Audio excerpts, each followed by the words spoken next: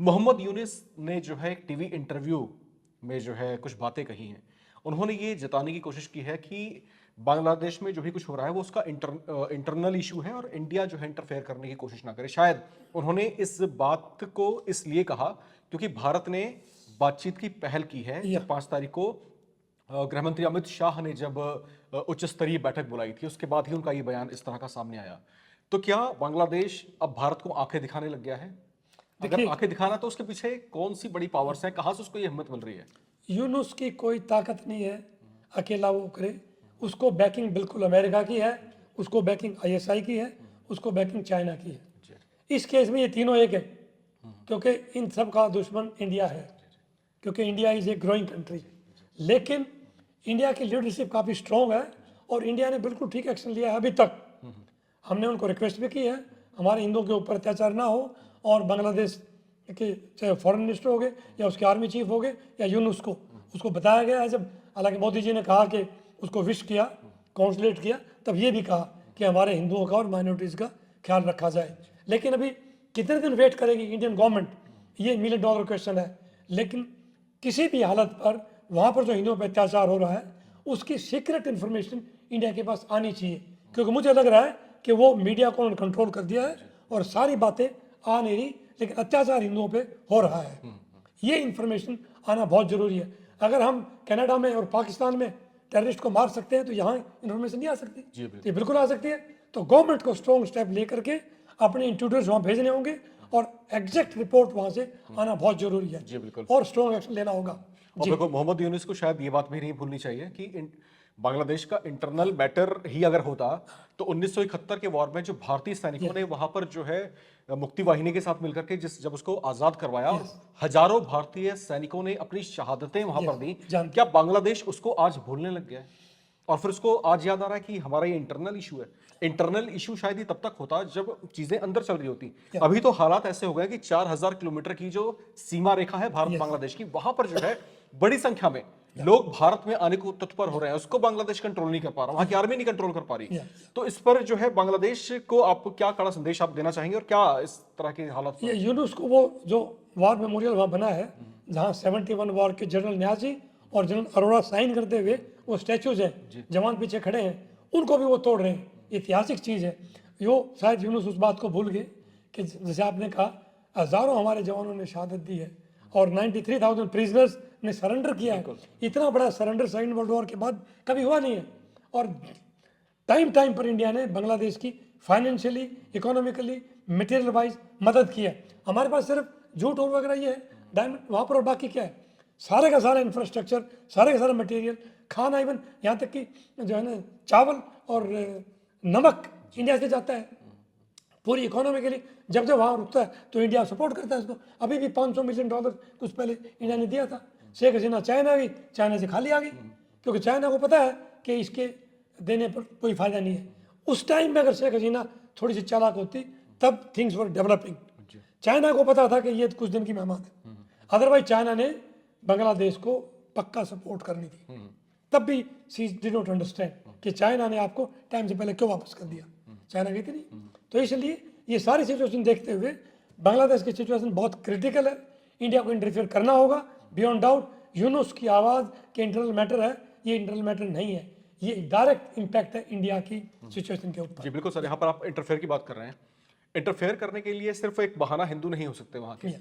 तो कौन कौन से ऐसे पॉइंट्स आप थोड़ा सा प्रकाश डालिए कि कौन से ऐसे पॉइंट्स हैं जो हिंदुस्तान जिनके जरिए, जिनके बहाने से जो है वहां पर इंटरफेयर अपनी बढ़ा सकता है बांग्लादेश पर, और न सिर्फ अपना इंटरफेयर बढ़ाए बल्कि वहां की गवर्नमेंट के साथ में जो है एक डिप्लोमेटिक फ्रेंडशिप कायम करे नए सिरे से, नए तरीके से। वो थोड़ा सा आप एक तो देखिए, हमारे काफ़ी प्रोजेक्ट वहाँ चल रहे हैं, हमारे स्टूडेंट्स वहाँ पर पढ़ाई कर रहे थे, कर वो तो वापस आ गए हैं।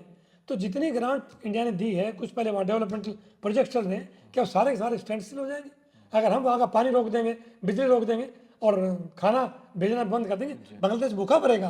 तो इसलिए इंडिया के बगैर बांग्लादेश का सर्वाइवल बिल्कुल पॉसिबल नहीं है और इंडिया को बांग्लादेश के ऊपर स्ट्रॉन्ग स्टेप लेना होगा।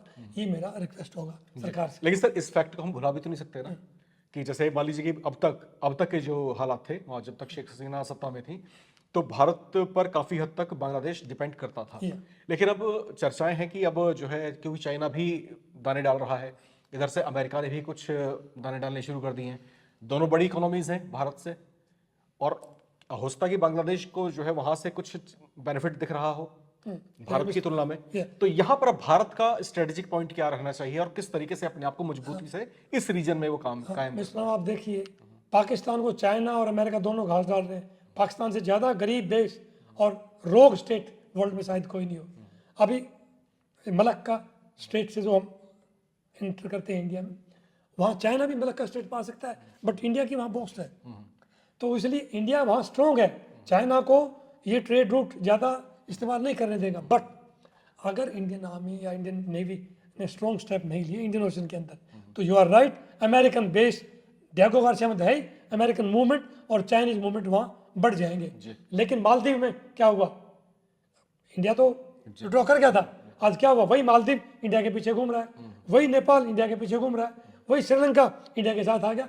बांग्लादेश का गुजारा, बांग्लादेश की डेवलपमेंट इंडिया के बगैर नहीं हो सकती, ये बांग्लादेश को ही पता है। अमेरिका और चाइना बांग्लादेश को लुक आफ्टर नहीं कर सकते। चलते चलते एक आखिरी सवाल सर आपसे और लेना चाहूंगा। हाइपोथेटिकल सिचुएशन की मैं बात कर रहा हूं, हालांकि हकीकत से इसका कोई लेना देना नहीं है, एक हाइपोथेटिकल सिचुएशन। क्या ऐसा संभव है कि जो हालात वहां पर अभी सबसे बड़ी जो माइनॉरिटी कम्युनिटी है बांग्लादेश की, वो हिंदू है, उन पर अत्याचार हो रहे हैं, और ये वो हिंदू हैं जो भारत के प्रति नरम दिली रखते हैं अपने। क्या ऐसा हो सकता है कि भारत इस समय बांग्लादेश पर अटैक कर दे और फिर किसी बड़े रीजन पे, और क्योंकि वहां पर हिंदू सॉफ्ट कॉर्नर रखते ही हैं भारत के प्रति, क्या ऐसा हो सकता है कि भारत अटैक कर दे बांग्लादेश पर? क्या ये संभव है? देखो, जैसे मैंने पहले बताया, हाइपोथेटिकल है, लेकिन ये संभव, बिल्कुल संभव है। अगर हमने बांग्लादेश के हिंदुओं को बचाना है, वर्ल्ड का पावर का कोई बॉदर नहीं करना, आप सिर्फ रशिया से बात कर लीजिए, कोई भी कंट्री इंडिया को इंटरफेयर नहीं करेगा अगर आप इस बेल्ट को साफ कराते हैं और वहाँ के हिंदुओं को कि भी आप यहाँ सेटल हो जाइए और इंडिया उनको प्रोटेक्ट करे। हमने श्रीलंका में किया है, तो यहाँ पर ये बिल्कुल पॉसिबल है। ये गंगा का डेल्टा है और ये ब्रह्मपुत्र का, ये दोनों पार्टीशन है, चिकन नेक। चाइना से भी हमें छुटकारा मिलेगा और इन दोनों राज्यों के अंदर आप वहाँ के हिंदुओं को आहिस्ता आहिस्ता करके सेटल कर दीजिए। It's not a day's time, it may take time, but ये बिल्कुल पॉसिबल है और ये एक परमानेंट सॉल्यूशन है। और तीसरा है चिटागोंग वाला, कैप्चर चिटागोंग, त्रिपुरा और चिटागोंग, ये हमारा तीसरा ट्रेड रूट, सी रूट खुल जाएगा, जो मैंने बताया था, हुगली, कैलकाटा, सितवे, पलतवा एंड आइजोल, उधर से भी हम फिर सीधा ऊपर चले जाएंगे। तो इंडिया का चारों तरफ से, उसको 7 सिस्टर्स कहते हैं, 8 सिस्टर्स हो जाएंगी। फिर वर्ल्ड में आपके थोड़े दिन के लिए कुछ होगा, बट चाइना बॉदर नहीं करता पूरे वर्ल्ड को, तो हम बॉदर क्यों करते हैं? इसलिए ये भी एक हाइपोथेटिकल, लेकिन ये प्रैक्टिकल और ये पॉसिबल सॉल्यूशन हो सकता है मिस्टर जी।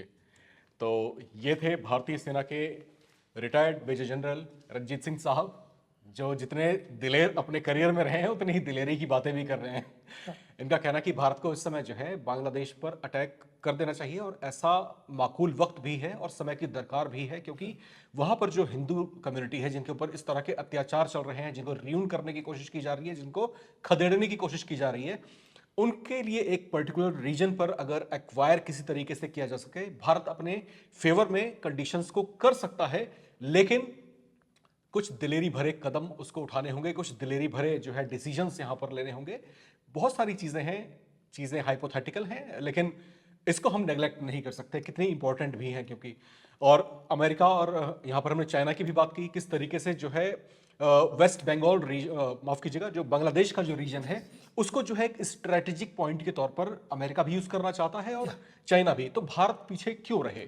तो यहाँ पर भारत को भी कहीं ना कहीं विचार करना चाहिए कि हम अपना दबदबा इस रीजन में कहीं लूज ना कर दें, कहीं हम बाद में पछताने ना लगे कि भाई अब अगर हमने ये फैसला किया होता तो शायद हालात ऐसे नहीं वैसे रहे होते। तो इस नजरिए से भी भारत को विचार करना चाहिए। हमने सवाल और चर्चा इस बात पर भी की कि भारत का जो विपक्षी दल है खासतौर से, वो अक्सर जो है माइनॉरिटीज की बात करता है, उनके राइट्स की बात करता है। बेशक से बांग्लादेश एक अलग से जो है गणराज्य है, लेकिन वहां की हिंदू कम्युनिटी भी तो एक माइनॉरिटीज है। हमारे जो सेंटिमेंट्स हैं, ठीक है, भारतीय हिंदुओं के और दुनिया भर में जो हिंदू रह रहे हैं, उनके सेंटिमेंट्स भी उनसे जुड़े हुए हैं।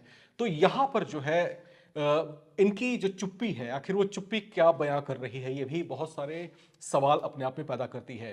खैर, इन तमाम डिस्कशंस के बाद और इसी तरह की तमाम बड़ी हलचल के साथ हम आपसे वापस मिलते रहेंगे और आपको जो है पल पल की जानकारियां देते रहेंगे। फिलहाल मुझे यानी राम विश्वकर्मा को और retired major general Ranjit Singh साहब को इजाजत दीजिए। नमस्कार। Thank you. जय हिंद।